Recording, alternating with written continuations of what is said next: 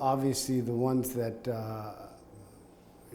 I have the deepest memories for are family, and then just some great people I've been able to work with or work for over the years. And Don Berg is a guy that I think if you talk to my generation has played an intimate role in their careers in one respect or another, and he's now our CFO, and I worked for him for a number of years when I was overseas, and then as a brand manager when he was running the US. He's somebody that just has taught me a lot over the years. I think another person is John Hayes, who currently is our global leader for Jack Daniels. And he was my boss when I was working on Jack Daniels, and I got to work with him overseas as well when he was in charge of that brand in the emerging markets. And just a smart brand manager, and he probably taught me more about the commercial and business side of marketing than anybody I've worked with to date.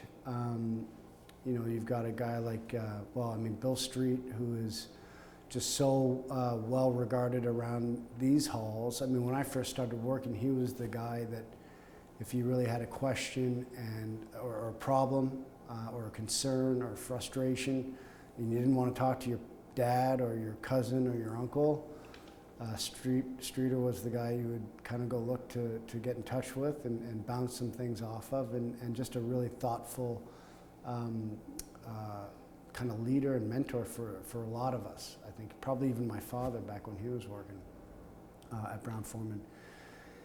And then you just can't help but these just some of the people that we've just held up within our industry are interesting people. Whether it's master distillers you get to meet along the way, or a guy like Tim Laird who works here at Brown-Forman, who was one of the first guys I worked with in a sales position in Chicago. He's our chief entertainment officer. And he's earned that title. I mean, he is entertaining and definitely an officer of entertaining. You just look, these guys along the way, you're either learning about how to be passionate about your business and your job and what you do, or how to be a better marketing person or a good manager of people and people's careers.